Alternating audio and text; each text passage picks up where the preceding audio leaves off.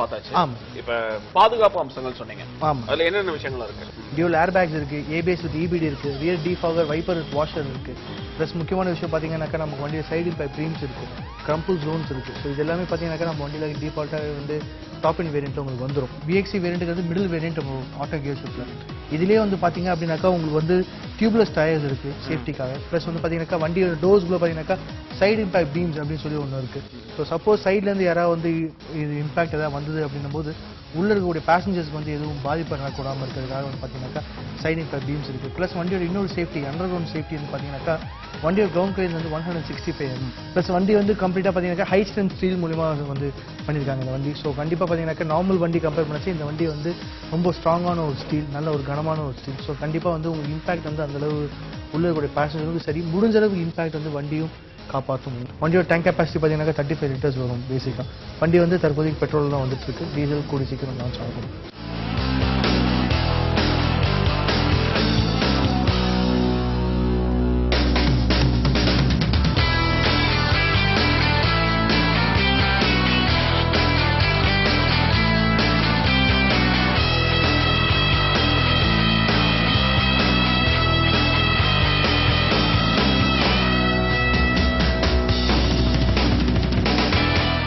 All new K Next engine sir. இது வந்து all aluminium 3 cylinder 4 valves per cylinder DOHC setup உள்ள SDLI technology உண்டு.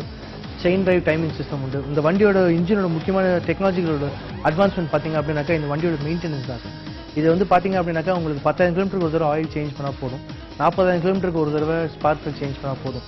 அது ஏன் இப்போ வந்து பார்த்தீங்க ஸ்பார்க் பிளக் 40,000 கிலோமீட்டர் ஒரு தடவை பண்ணால் போதும்னு பார்த்தீங்க அப்படின்னாக்கா இந்த இரிடியம் டிப்ட் ஸ்பார்க்னு சொல்லுவோம். அதாவது அந்த கார்பன் டெபாசிட்ஸ் ஆகாமல் முடிஞ்சளவு காப்பாற்றி அந்த வண்டியோட ஸ்பார்க் குவாலிட்டி இன்க்ரீஸ் பண்ணுறதுக்காக எஸ்டியில் யூஸ் பண்ணி அது மூலியமாக இருக்கிறதுனால உங்களுக்கு 40,000 கிலோமீட்டருக்கு ஒரு தடவை ஸ்பார்க் பிளக் சேஞ்ச் பண்ணால் போதும். அது உங்களுக்கு இரிடியம் டிப்ட் ஸ்பார்க் பிளக்கும் கூட. ப்ளஸ் ஆயில் வந்து பார்த்தீங்கன்னாக்கா உங்களுக்கு 10,000 கிலோமீட்டர் ஒரு தடவை ஆயில் சேஞ்ச் பண்ணால் போதும்.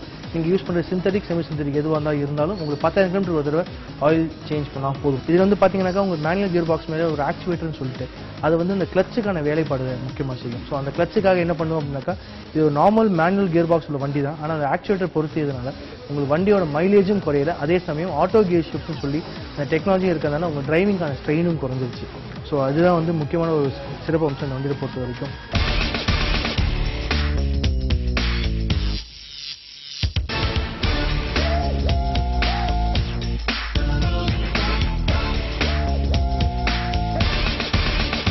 பிரேக் அசிஸ்ட்னு சொல்லி ஒரு ஆப்ஷன் உண்டு. ஸோ பிரேக் பூஸ்டர்ஸ் இருக்கு. பிரேக் பூஸ்டர்ஸுக்கு ஃப்ரண்ட் வென்டிலேட்டர் டிஸ்க் பிரேக் கொடுக்குறாங்க, rear self adjusting drum brakes கொடுக்குறாங்க. ஸோ அதனால் பார்த்தீங்கன்னாக்கா உங்கள் வண்டியோட பிரேக்கிங் எஃபிஷியன்சியும் ரொம்ப நல்லா இருக்கும். கோகுல், இந்த இயந்திரத்தை பற்றி மேலும் பல தொழில்நுட்பங்கள் விஷயங்கள் என்னென்ன சொல்லுங்க. கண்டிப்பாக சார். இந்த வண்டியில் பார்த்தீங்கன்னாக்கா நான் சொல்லியிருந்தேன் K Next இன்ஜின் சொல்லியிருந்தேன். It's all aluminium engine. Aluminium எதுக்கு நம்ம யூஸ் பண்ணுறோம் அப்படின்னு பார்த்தீங்கன்னாக்கா வண்டியோட இன்ஜின் வெயிட்டை பேசிக்காக குறைச்சி அதை வந்து it's a very good thermal conductor. அதாவது அலுமினியம் பார்த்தீங்கன்னாக்கா ஈஸியாக சூடும் ஆகும், அதே சமயம் ஈஸியாக கூலும் ஆகும். ஸோ அப்படி இருக்கும்போது ஒரு பெட்ரோல் இன்ஜின் ஆகக்கூடிய மெயின் பெட்ரோல் வேஸ்டேஜே பார்த்தீங்க அப்படின்னாக்கா வண்டி அந்த இன்ஜின் ஹீட் ஆகிற டைம். இப்போ நீங்கள் பைக்ஸும் யூஸ் பண்ணுவீங்க, பைக் இன்ஜின் ஐட்லிங் செட் ஆகிற வரைக்கும் என்ன பண்ணுவீங்க, வண்டி ரைஸ் பண்ணிட்டே இருப்பீங்க. ரைஸ் பண்ணச்சே என்ன ஆகும், எண்ட் ஆஃப் தி டே உங்களுக்கு மைலேஜ் குறையும். ஸோ அந்த மாதிரி விஷயத்துக்கு கூட ஒரு மைலேஜ் குறையக்கூடாது அப்படிங்கிறதுக்காக நம்ம யூஸ் பண்ணுறது இந்த ஆல் அலுமினியம் இன்ஜின். இதில் இன்னொரு முக்கியமான விஷயம் பார்த்தீங்கன்னாக்கா நம்ம யூஸ் பண்ணுற DOHC அப்படின்னு ஒரு டெக்னாலஜி யூஸ் பண்ணுறோம். DOHC பார்த்தீங்கன்னா டபுள் ஓவர்ஹெட் கேம் ஷாஃப்ட் சொல்லுவோம். கேம் ஷாஃப்ட் வந்து பார்த்தீங்க அப்படின்னாக்கா உங்கள் வேல்வ்ஸ், அதாவது இன்ஜின் நம்ம எப்படி நமக்கு மூக்கு துவாரங்கள் முக்கியமோ அதே மாதிரி தான் ஒரு வண்டியோட வேல்வ்ஸ்னு சொல்லுவோம். ஸோ அந்த வேல்வ்ஸ் வந்து dual overhead game shaft use பண்ணுறதுனால இன்லெட் வேல்வுக்கு ஒரு கேம் ஷாஃப்ட்டும் அவுட்லெட் வேல்வுக்கு ஒரு கேம் ஷாஃப்ட், அதாவது ஒரு ஆள் ஒரு வேலையை பார்க்கறதுனால உங்கள் வண்டியோட எஃபிஷியன்சியும் வண்டியோட பவர் அண்ட் டார்க் வந்து பவர் வந்து அவுட்புட் நல்லா இருக்கும். இந்த வண்டி இன்னொரு முக்கியமான சிறப்பம்சம் பார்த்தீங்கன்னா சார் இந்த செயின் டிரைவ் டைமிங் சிஸ்டம். இந்த செயின் டிரைவ் டைமிங் சிஸ்டம்ங்கிறது என்ன பார்த்தீங்க அப்படின்னாக்கா உங்களுக்கே தெரியும், பைக்ஸில் யூஸ் பண்ணும்போது சப்போஸ் டைமிங் ஏதாவது ப்ராப்ளம் இருந்ததுனாக்கா அந்த வண்டியோட அப்நார்மல் இன்ஜின் நாய்ஸ் மாறும். ஸோ நம்ம வண்டி அந்த மாதிரி ப்ராப்ளம் ஆகக்கூடாது. அதுக்கு பார்த்தீங்க அப்படின்னாக்கா நம்ம வந்து self lubricating and self adjusting silicone coated chain drive timing system use பண்ணுறோம். இந்த டைமிங் சிஸ்டம் பார்த்தீங்கன்னாக்கா உங்களோட கேம் ஷாஃப்ட்டையும் கிராங்க் ஷாஃப்ட்டையும் கனெக்ட் பண்ணும். உங்கள் வண்டியோட இன்ஜினோட டோட்டல் டைமிங்கே வந்து இந்த செயின் டிரைவ் டைமிங் சிஸ்டம். இந்த செயின் டிரைவ் டைமிங் சிஸ்டம் கூட உங்கள் வண்டியோட மெயின்டெனன்ஸ்க்கான ஒரு பெரிய பங்கு வகிக்குது.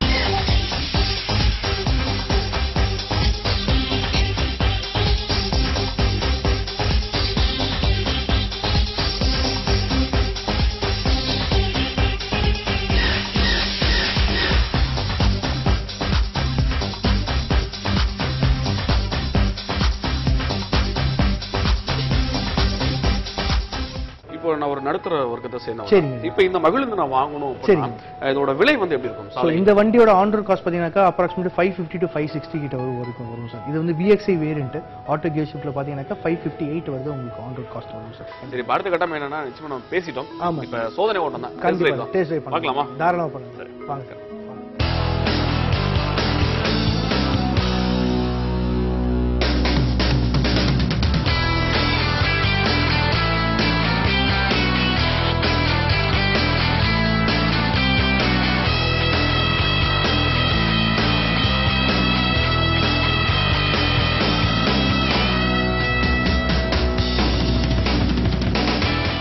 மாருதி செலரியோ இதை பத்தி நிறைய விஷயங்கள் நம்ம பார்த்தோம். பொதுவா ஒரு வாகனத்தை பாக்குறது வேற வண்டியா இருக்கும், நம்ம ஓட்டி பாக்குறதுக்கு டெஸ்ட் ட்ரைவ் தனியாக ஒரு வாகனம் வச்சிருப்பாங்க. ஆனா நம்ம எந்த வாகனத்தை பார்த்தோமோ அதே வாகனத்தை தான் இன்னைக்கு ஓட்டி பார்க்க போறோம். அதுவும் இது வந்து தானியங்கி வாகனம், அதுவும் ஆட்டோ கியர் அப்படின்னு சொல்லியிருக்கோம். இதுல இருக்கக்கூடிய சுவாரஸ்யமான விஷயங்கள் என்னென்ன அப்படின்றத பார்க்கலாம். இப்போ எனக்காக இந்த வாகனம் வந்து மேல இருந்து கீழே கொண்டு வந்துட்டு இருக்காங்க. இப்போ இதே வாகனத்தை தான் ஓட்டி பார்க்க போறேன். ஓட்டி பார்த்துட்டு இன்னும் பல சுவாரஸ்யமான விஷயங்கள் என்ன அப்படின்றத நான் சொல்றேன். தயாரா இருக்கீங்களே? நானும் தயாரா இருக்கேன்.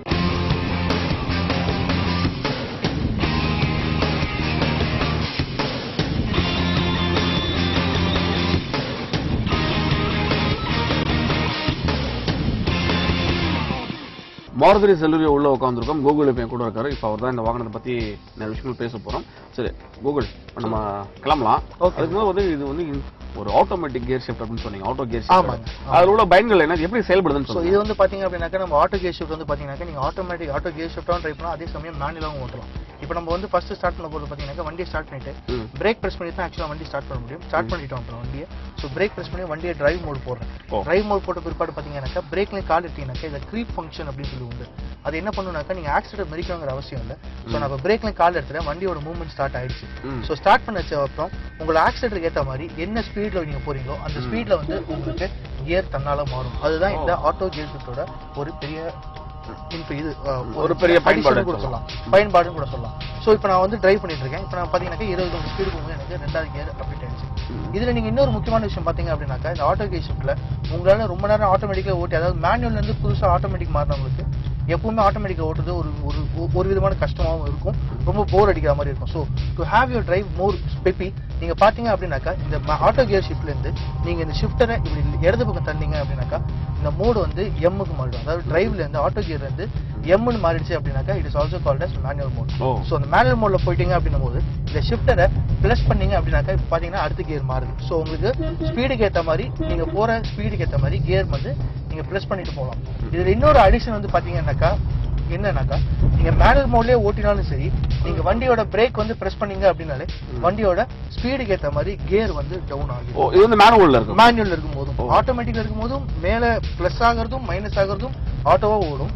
அதே மேனுவல்ல இருக்கும் போது நீங்க பிளஸ் மட்டும் பண்ணா போதும் மைனஸ் ஆகாது, கியர் டவுன் ஆகிறது வந்து அதுவாகவே ஆகும். இதுதான் வந்து இந்த வண்டியோட ஒரு யூனிக்கான ஸ்பெஷாலிட்டி, இந்த ஆட்டோ கியருக்கான ஸ்பெஷாலிட்டி.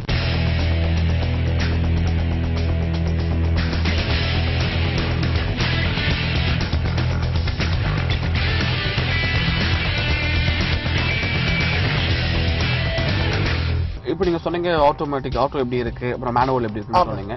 அப்ப இதனால கூட இதோட அந்த 23.1 சொன்னீங்க மைலேஜ், பயண தூரம் 1 லிட்டர் பெட்ரோலுக்கு, இதுதான் முக்கிய காரணமா? கண்டிப்பா சார், இதுதான் சார் முக்கிய காரணம் இந்த வண்டிக்கான அவ்வளவு மைலேஜ் வரக்கூடிய. அதாவது இந்த ஒரு கியர் பாக்ஸ்ல பாத்தீங்க அப்படின்னாக்கா மேனுவலாவும் ஓட்டலாம், அதே சமயம் ஆட்டோ கியர் ஷிஃப்ட் மூலமும் யூஸ் பண்ணலாம். அதனால என்ன ஆகுதுனாக்கா டிராஃபிக்ல ஓட்டுறதும் ஈஸி, ஹைவேஸ்ல போகும்போது மேனுவலா ஓட்டுறதும் உங்களுக்கு ரொம்ப ஈஸியா இருக்கும்.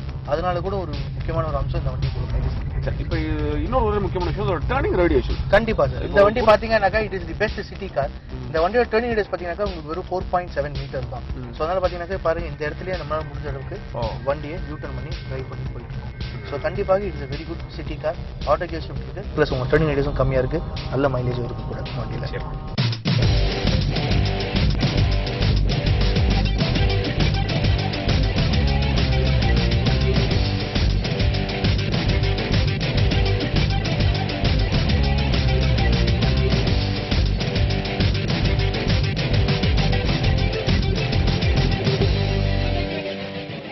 ஒரு நல்ல ஒரு பயணமா தான் இருந்துச்சு.